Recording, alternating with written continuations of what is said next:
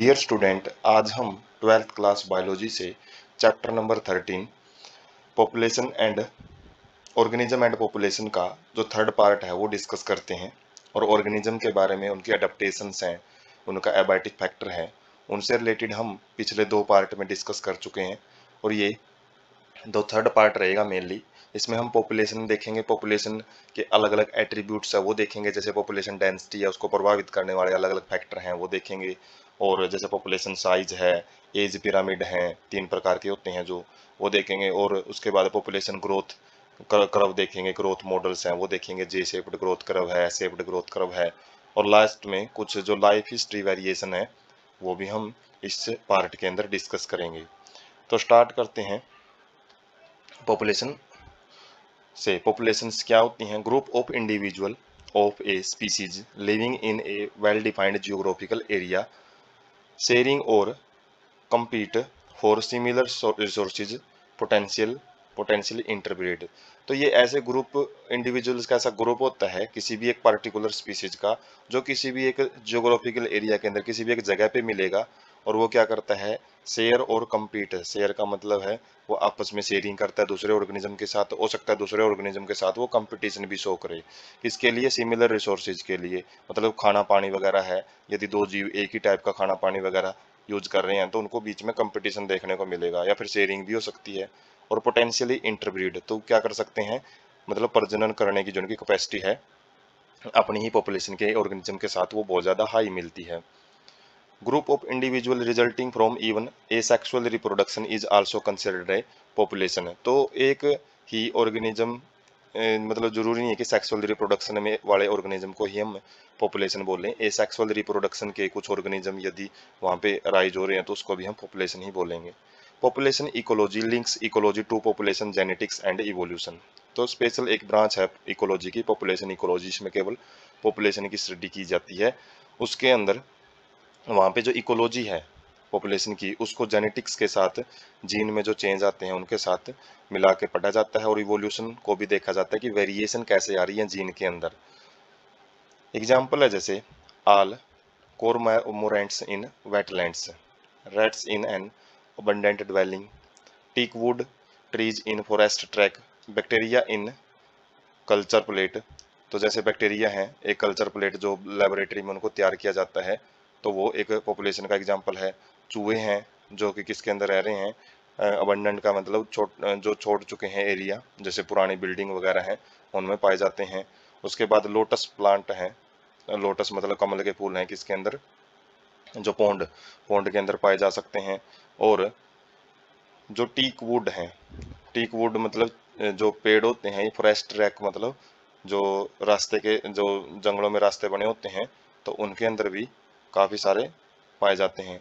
और जो कॉर्मोरेंट्स हैं, ये क्या होती हैं? बर्ड्स होती हैं जो कि वेटलैंड में पाई जाती हैं। तो ये अलग अलग प्रकार के जो जीव किसी भी पार्टिकुलर एरिया में पाए जाते हैं तो वो पॉपुलेशन को बनाते हैं। उसके बाद है पॉपुलेशन एट्रीब्यूट्स। क्या होते हैं ये? Birth rate and death rate एक मेन एट्रीब्यूट है। एट्रीब्यूट मतलब जो कि अलग अलग चीजें पढ़ी जाती हैं पॉपुलेशन के अंदर, पॉपुलेशन के अलग अलग जो फैक्टर हैं वो पढ़े जाते हैं, जैसे बर्थ रेट डेथ रेट होती हैं। ये क्या होते हैं? Refer to per capita birth और डेथ। तो एक एट्रीब्यूट ही आता है बर्थ रेट और डेथ रेट, ये अलग अलग मान सकते हैं। ये क्या होते हैं कि पर capita birth and death rate, death का मतलब क्या होता है कि 1000 इंडिविजुअल के पीछे कितने सारे इंडिविजुअल हैं, उनकी बर्थ हो रही है, नए इंडिविजुअल कितने ज़्यादा जन्म ले रहे हैं, उनको तो बर्थ रेट बोलते हैं। और पर कैपिटा में यही आ जाता है कि कितने ज़्यादा, एक यूनिट के हिसाब से इनको मापा जाता है। जैसे 1000 इंडिविजुअल के पीछे हम डेटा देखते हैं कि किसी भी पार्टिकुलर टाइम में और पार्टिकुलर जियोग्राफिकल एरिया से जितने भी इंडिविजुअल की डेथ हो रही है 1000 इंडिविजुअल के पीछे, मतलब टोटल 1000 इंडिविजुअल देखेंगे और उसमें से कितने इंडिविजुअल की डेथ हुई है उस बेस पे इसको निकाला जाता है। डेथ रेट और बर्थ रेट को भी इसी तरीके से निकालते हैं।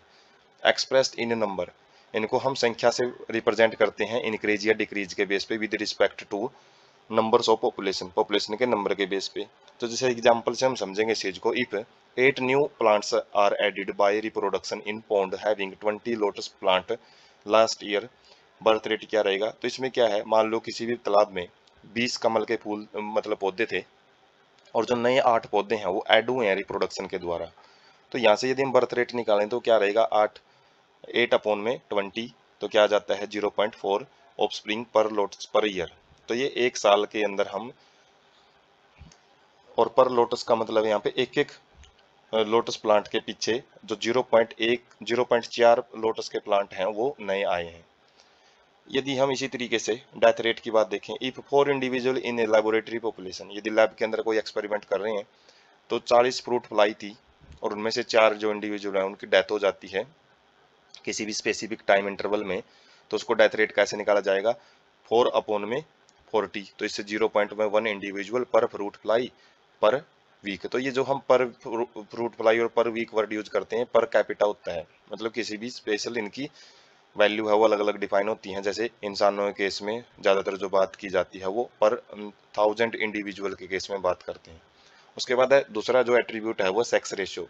ये क्या होता है, नंबर ऑफ फीमेल्स पर 1000 of male in a particular time interval.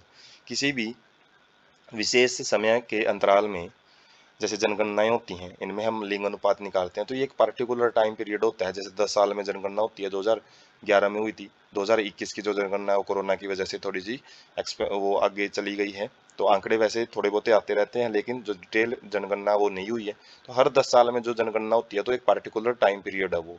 और किसी भी जियोग्राफिकल एरिया के हिसाब से, जैसे हम इंडिया के अंदर देखते हैं अलग अलग स्टेट के लिंग अनुपात देखते हैं, अलग अलग गाँव के भी लिंग अनुपात देखे जाते हैं, तो डिपेंड करता है कि हम किस एरिया को किस पार्टिकुलर टाइम इंटरवल में चेक कर रहे हैं। और इसमें किस क्या आते हैं, नंबर ऑफ फीमेल, कितने फीमेल इंडिविजुअल हैं पर 1000 ऑफ मेल, मतलब 1000 मेल के पीछे।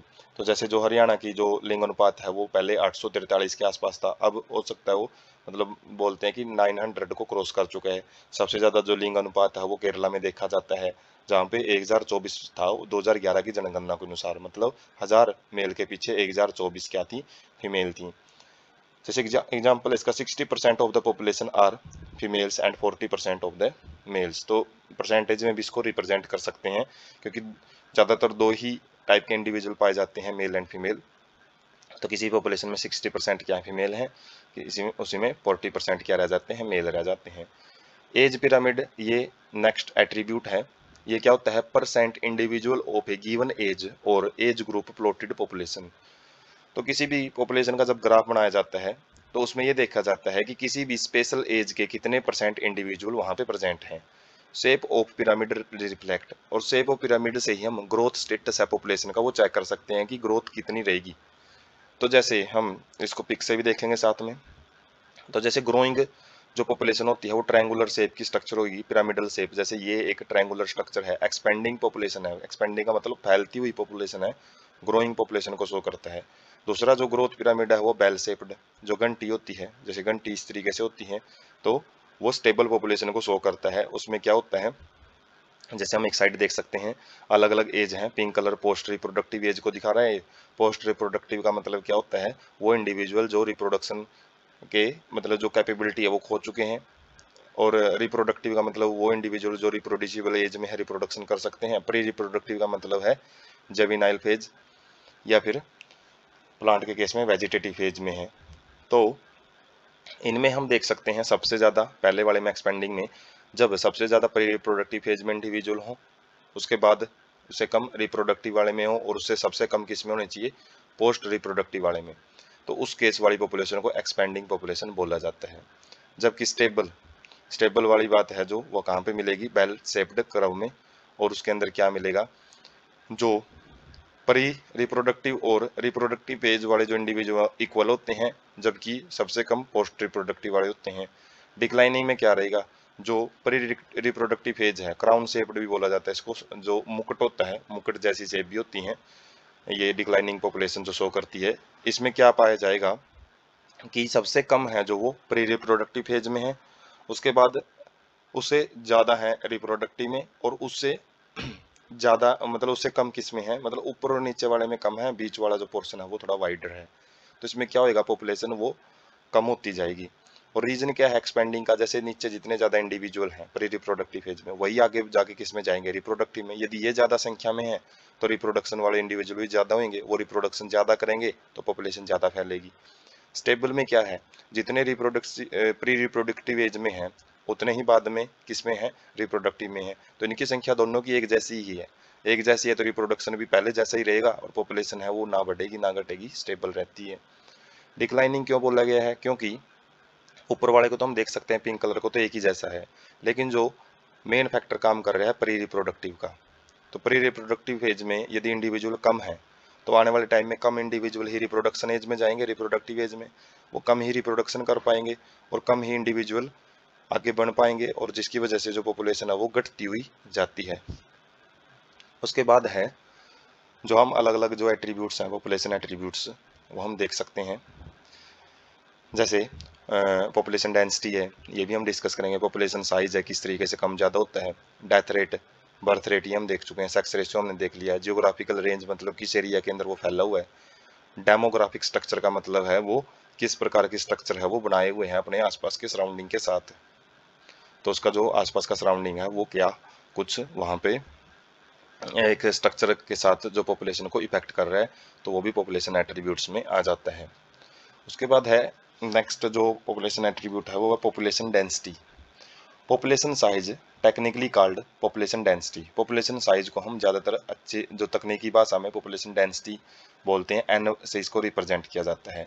Information from population size about status in the habitat, जो किसी भी जगह का जो स्टेटस है वहाँ पे एनवायरमेंटल कंडीशन कैसी है, उसी के बेस पे हम पॉपुलेशन साइज की इंफॉर्मेशन है वो निकाल सकते हैं, या फिर पॉपुलेशन साइज से ही हम किसी भी हैबिटेट का स्टेटस है वो पता कर सकते हैं। कंपटीशन विद अनदर स्पीसीज, मतलब वहाँ पे अलग अलग जो स्टेटस है, जैसे भाई कितना कंपटीशन हो रहा है आपस में स्पीसीज के साथ। इम्पैक्ट ऑफ प्रीडिएटर और effect of A pesticide application, मतलब जो किसी भी प्रीडिएटर का मतलब है जो किसी का शिकार करके खाता है, वो कितना ज़्यादा है वहाँ पे उसका इम्पैक्ट प्रभाव कितना है। या फिर पेस्टिसाइड एप्लीकेशन का मतलब है पेस्ट को कंट्रोल करने के लिए जो भी हम अलग अलग कीटनाशक यूज करते हैं उसको कितना ज़्यादा यूज किया जा रहा है। यदि पॉपुलेशन डेंसिटी कम होती जा रही है मतलब पेस्ट एप्लीकेशन ज़्यादा है। यदि पॉपुलेशन मतलब प्रीडिएटर भी ज़्यादा है तो पॉपुलेशन डेंसिटी क्या होती रहती है, कम। कंपटीशन यदि ज़्यादा है इंडिविजुअल में, ये सारे फैक्टर क्या करते हैं, पॉपुलेशन डेंसिटी को कम ही करते हैं। तो स्टेटस ऑफ हैबिटेट बताते हैं, ये अलग अलग जो हमने डिस्कस किया है स्टेटस ऑफ हैबिटेट ही है। साइज कैन बी, जो पॉपुलेशन डेंसिटी है, जो पॉपुलेशन का साइज है वो लो एज मतलब बहुत कम हो सकता है, जैसे कि 10 से भी कम। जो साइबेरियन क्रेन आते हैं भरतपुर के अंदर, जो हमने केवलाडो नेशनल पार्क पढ़ा था, तो उसमें जो वेटलैंड मतलब उसके जो दलदली क्षेत्र होते हैं, तो उसमें जो साइबेरियन क्रेन 10 से भी कम संख्या में आते हैं, तो वो पॉपुलेशन का एक साइज शो कर रहे हैं। जबकि मिलियंस में भी हो सकते हैं, लाखों की संख्या में भी हो सकते हैं, जैसे क्लैमाडोमोनासिस पौंड, मतलब एक जो तालाब है, तालाब के अंदर जो काई है वो लाखों की संख्या में भी हो सकती है। तो साइज है कम ज़्यादा शो करता है। Type of measurement of population density, मतलब पॉपुलेशन डेंसिटी को मापने वाले अलग अलग टाइप हैं, जैसे कि टोटल नंबर काउंटिंग। तो ये किन केसेज में किया जाता है, जब इंडिविजुअल की संख्या कम हो और हम उनको सबको गिन सकें। तो ये सबसे वैसे मोस्ट अप्रोप्रिएट मेजर ही होता है पॉपुलेशन डेंसिटी का, यदि हम पूरे इंडिविजुअल को काउंट कर पाते हैं। परसेंटेज कवर और बायोमास, तो ये किस तरीके से मापा जाता है, जैसे 200 कैरेट ग्रास पार्थिमम हास्ट्रियोपोर्स है, जो कांग्रेसी ग्रास जिसको बोलते हैं, जो कि एक इन्वेटेड स्पीसीज है इंडिया के अंदर, and single huge banyan tree. तो परसेंटेज कवर का मतलब वो बायोमास कितना प्रोड्यूस कर रहे हैं। जैसे इन दोनों का एग्जांपल देखें, भाई 200 कैरेट ग्रास हैं, 200 जो कैंग्रेसी ग्रास के जो पौधे हैं, और एक सिंगल ह्यूज बनियान ट्री है, बहुत बड़ा बरगद का पेड़ है, तो पॉपुलेशन डेंसिटी किसकी ज़्यादा मिलेगी। वहाँ पे हम संख्या काउंट नहीं करेंगे, वहाँ पे बायोमास देखा जाता है। तो बायोमास के बेस पे भी पॉपुलेशन डेंसिटी का अंदाजा लगाया जाता है। उसके बाद जो थर्ड तरीका है एब्सोल्यूट और रिलेटिव पॉपुलेशन डेंसिटी। तो इसमें क्या होता है, when population is huge and counting is impossible over very time consuming, मतलब और वेरी टाइम कंज्यूमिंग, या तो मतलब पॉपुलेशन इतनी ज़्यादा हो जाती है किसी भी इंडिविजुअल की, उसको काउंट करना या तो असंभव हो जाता है, या फिर उसको हम क्या कर सकते हैं, यदि काउंट करने भी लग जाए तो बहुत ज़्यादा टाइम कंज्यूमिंग होती है। जैसे एग्जांपल है ए dense laboratory culture of bacteria in A petri dish, जो लैब के अंदर जो एक छोटी सी पेट्री डिश होती है उसके ऊपर लाखों की संख्या में बैक्टीरिया वो मिल सकते हैं। नंबर ऑफ फिश काट पर ट्रैप, जो जाल बिछाए जाते हैं, मछुआरे जो मछलियां पकड़ते हैं समुद्र से या फिर नदियों से, तो उनमें हर जो जाल के अंदर मतलब एक बार जाल फेंके तो कितनी मछलियां आती हैं, तो उनको भी काउंट करना मुश्किल हो जाता है। Tiger sinensis in our national park and tiger reserves, मतलब जो जनगणना की जाती है, बाघों की जनगणना, और टाइगर रिजर्व्स मतलब जो नेशनल पार्क होते हैं या फिर जो टाइगर रिजर्व्स होते हैं, ये अलग अलग स्पेशली टाइगर रिजर्व्स भी एक प्रकार के नेशनल पार्क ही होते हैं जिनके अंदर केवल जो फोकस है वो टाइगर के ऊपर ही किया जाता है, उन्हीं को बचा के रखा जाता है।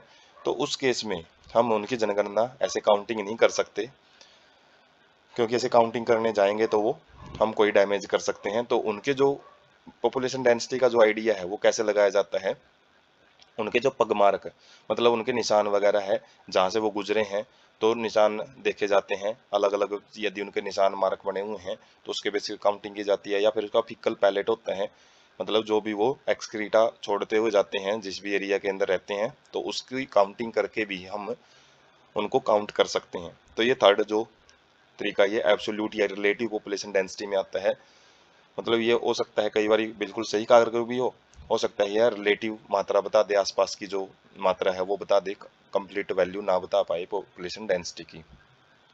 उसके बाद है population growth. Size of A population keeps changing with time. जो पॉपुलेशन का साइज है वो टाइम टू टाइम बदलता रहता है, डिपेंडिंग ऑन फूड अवेलेबिलिटी की डिपेंड करता है कि उसको खाना कितना दिया जा रहा है। प्रीडिएशन प्रेशर का मतलब शिकारी पक्षी या शिकारी जीव कितने हैं उसके ऊपर।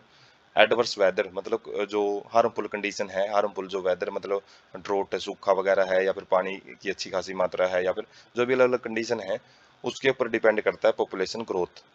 Four basic process causing density to fluctuate. चार मेन कारण होते हैं जिससे जो डेंसिटी है वो कम ज्यादा हो सकती है। पहला है नेटलिटी। नेटलिटी क्या होता है? Number of birth during a given period in a population that are added to initial density. मतलब पुरानी पॉपुलेशन में नए जो बर्थ हैं, नए जो जन्म हैं, वो किसी भी पार्टिकुलर पीरियड में कितने ऐड किए जा रहे हैं, उसी को हम जन्म दर बोलते हैं, या फिर नेटलिटी या फिर बर्थ रेट बोलते हैं। मोर्टिलिटी क्या होते हैं? Number of death in a population during a given period, कितनी डेथ हुई है, कितने जीवों की मृत्यु हुई है। तीसरा है इमिग्रेशन। इमिग्रेशन का मतलब होता है number of individual of A same species. एक ही स्पीसीज के इंडिविजुअल किसी भी पॉपुलेशन को जब क्या आते हैं, बाहर से आते हैं, ऐड हो जाते हैं फ्रॉम एल्सवेयर, किसी भी दूसरी जगह से वो आए हैं और वो ऐड हो जाते हैं किसी भी टाइम पीरियड के टाइम पे, मतलब कोई भी समय अंतराल होता है, तो उसके अंदर उसको इमिग्रेशन बोला जाता है। और ई माइग्रेशन का मतलब होता है, ई का मतलब एग्जिट बोल सकते हैं। तो इसमें क्या होएगा, जो कुछ नंबर ऑफ इंडिविजुअल्स हैं वो पॉपुलेशन को छोड़ के किसी दूसरी जगह पे चले जाते हैं, और किसी भी टाइम पीरियड के टाइम पे, जैसे गांव की पॉपुलेशन है, गांव के लोग हैं वो शहरों में चले जाते हैं, तो शहरों की पॉपुलेशन बढ़ जाती है, तो वहाँ पे शहरों के हिसाब से तो उनको क्या बोलेंगे हम? इमिग्रेशन। और गांव के हिसाब से क्या बोलेंगे? ई माइग्रेशन, क्योंकि गांव को छोड़ के गए हैं। तो अलग अलग चार बेसिक प्रोसेस है जो पॉपुलेशन डेंसिटी को कम ज़्यादा करती हैं। तो इस पिक से हम समझेंगे जो नेटलिटी है, बर्थ रेट है, वो ऐड करती है पॉपुलेशन डेंसिटी में नए इंडिविजुअल्स को। इमिग्रेशन है, जैसे बताया था, बाहर से कोई इंडिविजुअल किसी पॉपुलेशन में आ रहा है तो वो भी ऐड करता है पॉपुलेशन डेंसिटी को। जबकि दो जो फैक्टर हैं, मोर्टिलिटी मतलब मृत्यु दर, मतलब इंडिविजुअल्स की जब डेथ हो रही है, और दूसरा वो छोड़ के जा रहे हैं, तो वो क्या करते हैं? नेगेटिव इम्पैक्ट डालते हैं। ये कम करने वाले फैक्टर हैं, ये बढ़ाने वाले फैक्टर हैं। तो डेंसिटी इक्वेशन बनती है यहाँ से एक, यदि हम N population density at time T मानते हैं, भाई किसी भी टाइम पे जो पॉपुलेशन डेंसिटी है वो एन थी, then density at time T, किसी भी टाइम टी के ऊपर, टी प्लस वन के ऊपर वो क्या रहेगी? तो एन टी प्लस वन, मतलब कोई भी एक यूनिट टाइम हो सकता है, 1 ईयर भी हो सकता है, 1 मंथ भी हो सकता है। उस टाइम पे हम उसको कैसे रिप्रेजेंट करेंगे? एन टी का मतलब टोटल पॉपुलेशन, प्लस में बी मतलब बर्थ रेट, ई मतलब इमिग्रेशन। तो आगे हम इसको देख भी लेते हैं, तो यहाँ पे क्या क्या रिप्रेजेंट किया गया है। तो वैसे यहाँ पे इमिग्रेशन है, उसके बाद माइनस क्या करेंगे हम? डेथ रेट, प्लस में ई माइग्रेशन को उसमें से निकाल देंगे। मतलब जो पॉपुलेशन स्टार्टिंग में थी, किसी भी टाइम पे हम काउंट कर रहे हैं, तो उस टाइम पे क्या करना पड़ेगा? हमने जो बर्थ रेट है उस टाइम इंटरवल में कितने हुए हैं, बर्थ रेट कितना है, बर्थ कितने हुए हैं, और इमिग्रेशन कितना हुआ है, नए जीव कितने आए हैं, उसमें से उन जीवों को हटाना पड़ेगा जिनकी डेथ हुई है या फिर वो जीव वो छोड़ के गए हैं। तो यहाँ से डेंसिटी विल इंक्रीज। डेंसिटी कब बढ़ेगी? जब बी प्लस आई मतलब बर्थ रेट और इमिग्रेशन ज्यादा हो रहा है, किससे? डेथ से और ई माइग्रेशन से, उसी केस में डेंसिटी इंक्रीज हो पाएगी। Birth and death influence most population density under normal condition. वैसे तो यदि नॉर्मल कंडीशन में हम देखें, बर्थ और डेथ ही ज़्यादा प्रभावित करते हैं किसी भी एरिया की पॉपुलेशन को, इमिग्रेशन माइग्रेशन ज़्यादा इफेक्ट नहीं करते हैं। लेकिन जो दूसरे फैक्टर बच गए वो इम्पोर्टेंस रोल कब प्ले करते हैं? कुछ स्पेशल कंडीशन में, जैसे कि एग्जाम्पल है if a few habitat is just being colonised, मतलब कोई भी नया हैबिटेट बना है, नया नया बना है, तो उसमें जो जीव हैं जो दूसरी जगह से ज़्यादा आएंगे और वहाँ पे जो बर्थ से नए जीव जो ऐड किए जाएंगे वो कम रहेंगे। तो यहीं पे यही बात रहेगी, इमिग्रेशन में contribute more significantly to population growth than birth rate. तो जो नया नया हैबिटेट है वहाँ पे, जैसे कहीं पे कॉलोनी बन रही है कोई, जैसे शहरों में नई नई कॉलोनी बनती रहती हैं, तो वहाँ पे पुराने टाइम पे तो वहाँ पे तो उस टाइम कोई जीव है ही नहीं है, कोई ह्यूमन है ही नहीं है। तो जैसे जैसे बाहर से ह्यूमन ज़्यादा से ज़्यादा उसमें आते रहेंगे, तो इमिग्रेशन की वजह से ही वहाँ पे पॉपुलेशन ग्रोथ है उस पार्टिकुलर कॉलोनी में वो मिलेगा। इसी प्रकार से किसी भी नए आइलैंड के ऊपर जो नए जीव आते हैं, तो उनकी वजह से पॉपुलेशन ग्रोथ ज़्यादा बढ़ता है, किसके कंपैरिजन में? बर्थ रेट के कंपैरिजन में। उसके बाद growth models shows specific and predictable pattern of growth of a population with time। तो ग्रोथ मॉडल क्या रिप्रेजेंट करते हैं? एक स्पेसिफिक मतलब एक फिक्स, प्रिडिक्टेबल का मतलब है जिसको हम उसकी भविष्यवाणी कर सकें कि पॉपुलेशन बढ़ेगी या घटेगी, तो उस पैटर्न को बताता है किसी भी पॉपुलेशन के ग्रोथ को टाइम के अनुसार, टाइम बढ़ते हुए टाइम के अनुसार। तो टू टाइप के होते हैं, पहला है एक्सपोनेंशियल ग्रोथ मॉडल जिसको जे शेप्ड ग्रोथ बोलते हैं, जिसमें जो पॉपुलेशन है बहुत स्पीड से बढ़ती है, और दूसरा है लोगिस्टिव ग्रोथ मॉडल, तो इसके अंदर जो इसको सिग्मोइड ग्रोथ भी बोलते हैं, जिसके अंदर जो रियल माना जाता है वो सिग्मोइड ग्रोथ मॉडल ही माना जाता है कि इसके अंदर पॉपुलेशन है उसके ऊपर एनवायरनमेंट का भी बहुत ज़्यादा असर रहता है। तो सबसे पहले एक्सपोनेंशियल ग्रोथ मॉडल है वो देखते हैं। When sources in habitat are unlimited, जब किसी भी पॉपुलेशन को खाने पीने की चीज़ें भरपूर मात्रा में दे दी जाएं तो वो क्या करेंगी? ज़्यादा से ज़्यादा बढ़ेंगी। Each species has ability to release fully its innate potential to grow in number. तो इससे क्या होएगा? प्रत्येक स्पीसीज उस एरिया के अंदर रहने वाली अपने फुल पोटेंशियल से ग्रो करती है, मतलब जो उसका जन्मजात पोटेंशियल होता है, जो उसके अंदर कैपेसिटी है नए नए जीव विकसित करने की, तो वो फुल पोटेंशियल के साथ नए जीवों को बनाती है, जैसा कि डार्विन ने ऑब्जर्व किया था।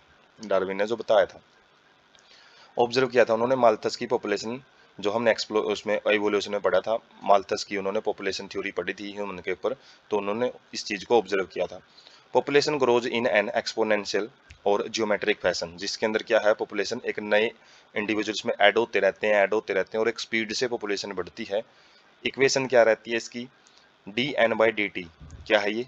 पॉपुलेशन डेंसिटी है, और जहाँ पे डी एन है वो चेंज इन पॉपुलेशन है, और डी टी क्या है? चेंज इन टाइम है। तो हम क्या बोल सकते हैं, जो ग्रोथ रेट है D N by D T एक ग्रोथ रेट को रिप्रेजेंट करता है, तो किसके बराबर आएगा?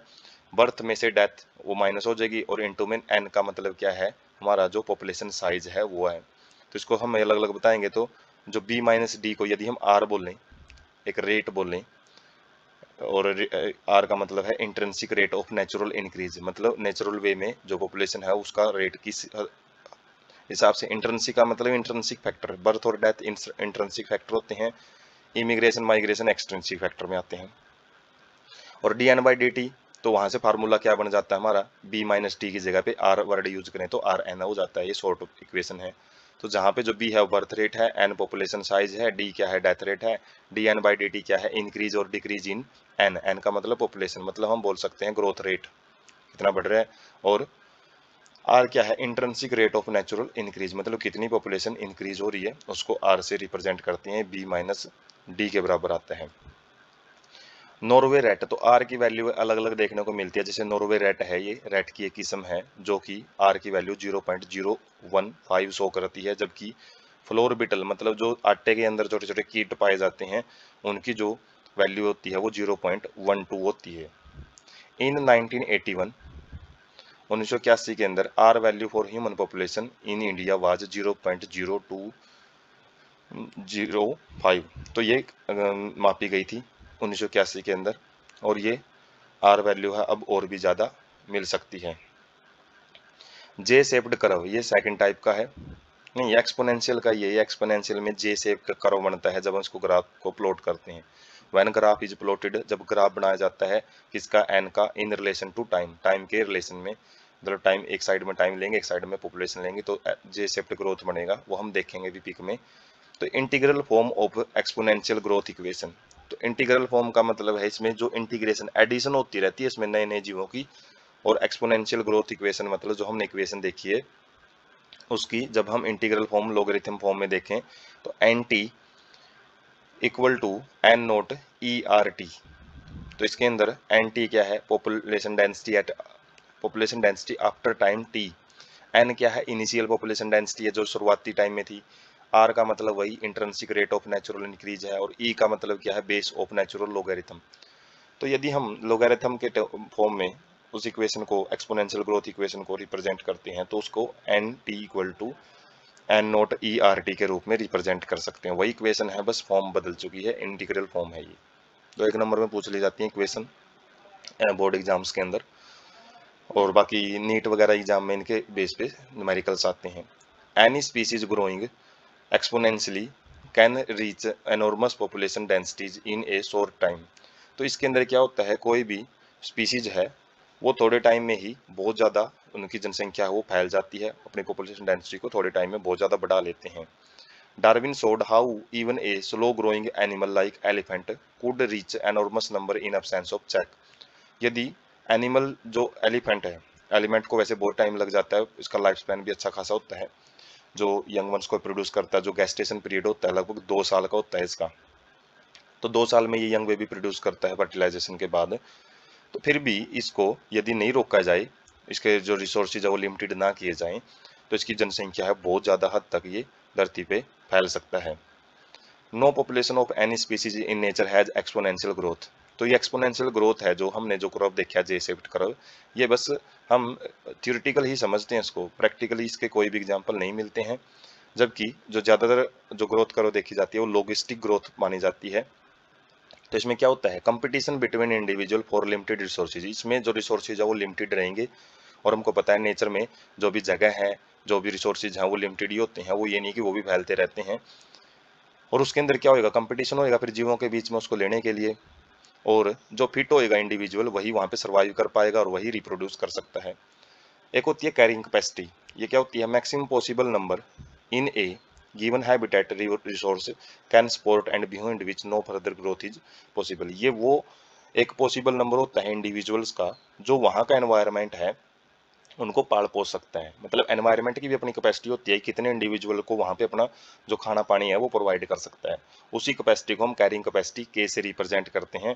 उससे ज़्यादा यदि इंडिविजुअल हो जाते हैं तो जो एनवायरनमेंट है वो हाथ खड़े कर लेता है, बोल देता है भाई इतने ज़्यादा इंडिविजुअल को मैं सर्वाइव नहीं कर पाऊंगा, जिसकी वजह से उनमें कंपटीशन है वो हो जाता है, और पॉपुलेशन है वो एक फ्लक्चुएट करती है, एक लेवल पे आके स्टेबल हो जाती है। तो इनके अंदर जो लॉजिस्टिक ग्रोथ है, इसके अंदर मेनली 4 फेज पाए जाते हैं, लेग फेज, एक्सीलरेशन, डिसेलरेशन और एसिम्पटोट फेज आती है इसमें। तो इसके अंदर जो अलग अलग फेज है, स्टार्टिंग में हम देखेंगे लेग फेज में क्या होता है, स्टार्टिंग में जो इंडिविजुअल ग्रो करना शुरू होते हैं उसके बाद एकदम से ग्रो करते हैं, एक्सीलरेशन आती है, फिर वो कम होना शुरू हो जाते हैं, फिर एक लेवल पे आके वो फिक्स हो जाते हैं। तो इसमें क्या आ जाता है, सिम्पोइड का मतलब है जहाँ पे फिक्स आ जाती है कंडीशन। तो सिग्मोइड कर्व बनता है इसमें, और इसको हम क्या बोलते हैं, वेरहुल्स्ट पैरेलल लॉजिस्टिक ग्रोथ। ये 2 साइंटिस्ट हैं, इन्होंने इसको ग्रोथ कर्व को देने में मदद की थी स्टार्टिंग में जो रिसर्च की थी, तो उसके बेस पे इनका नाम भी है। तो कई बार ये इस नाम से पूछ लिया जाता है जो कि कंफ्यूज कर सकता है, हम सिग्मोइड या लॉजिस्टिक ग्रोथ को पढ़ के चले जाते हैं, तो ये भी ध्यान में रखना पड़ेगा, नाम है जो कंफ्यूज कर सकता है एग्जाम में। A plot of N in relation to time T describe by following equation. तो एक इक्वेशन यहाँ पे जो बनेगी, जो एक इक्वेशन हमने पीछे भी देखी थी, तो यहाँ पे equation D N by D T किसके बराबर रहेगा, आर एन। तो आर एन तो वहां तक भी पढ़ा था हमने, लेकिन यहाँ पे एक्स्ट्रा क्या चीज ऐड हो जाती है, के माइनस एन बाई में के क्या है, कैरिंग कैपेसिटी है, बाकी जो R N D N by D T जो हम पहले वर्ड यूज कर चुके हैं वो वही है, के का मतलब है carrying capacity. Logistic growth model is considered a more realistic one. तो इस ग्रोथ कर्व को ज़्यादा रियलिस्टिक माना जाता है, रियल माना जाता है, ज़्यादातर जो एनिमल है इसी को शो करते हैं। Government of many countries introduced various restraint to limit population human population growth. और बहुत सारे जो सरकारें हैं वो भी ह्यूमन पॉपुलेशन को कंट्रोल करने के लिए इसी ग्रोथ मॉडल के ऊपर काम कर रही है। डायग्राम से समझते हैं, जो हमने अलग अलग ग्रोथ कर्व देखे हैं, तो जैसे जे शेप्ड ग्रोथ कर्व देखा है, एक्सपोनेंशियल ग्रोथ कर्व, उसकी equation D N by D T, R N, R क्या था, intrinsic rate of natural increase देखा था, और ए है वो जे शेप्ड को शो कर रहा है, और बी है वो एक्सपोनेंशियल ग्रोथ रेट को शो करता है, और जे है वो शेप भी हम देख सकते हैं जे शेप्ड बना हुआ है, और इसमें एस शेप्ड ग्रोथ है। तो ये किसको शो कर रहा है, ये लॉगिस्टिक ग्रोथ कर्व को शो कर रहा है लॉगिस्टिक फॉर्म के रूप में। और इस ग्रोथ में ये कर्व कब बनते हैं, जब हम इसको ग्राफ के ऊपर प्लॉट करते हैं। एक साइड में टाइम लेते हैं, एक साइड में पॉपुलेशन डेंसिटी है वो लेते हैं। ये के का मतलब क्या है, कैरिंग कैपेसिटी, जो कि हमने लॉगिस्टिक ग्रोथ कर्व में देखा है। और इसमें हम एक चीज़ देख सकते हैं जो एस शेप्ड है, इसके अंदर स्टार्टिंग में लैग फेज आती है, कुछ टाइम तक जो पॉपुलेशन आराम आराम से इंक्रीज होती है, उसके बाद वो एकदम से बढ़नी शुरू हो जाती है जिसको एक्सेलरेशन फेज बोलते हैं। उसके बाद वो मतलब इतनी स्पीड से बढ़ती नहीं है, वो कम होना स्टार्ट हो जाती है। जैसे यहाँ से लेकर यहाँ तक हम देख सकते हैं इतनी स्पीड से नहीं बढ़ेगी जितनी स्पीड से पहले बढ़ रही थी यहाँ से, और यहाँ हम एक्सेलरेशन फेज बोल सकते हैं। उसके बाद डिसेलरेशन फेज है, और लास्ट में क्या है, एक सिम्पोट का मतलब है स्टेबल हो जाती है पॉपुलेशन।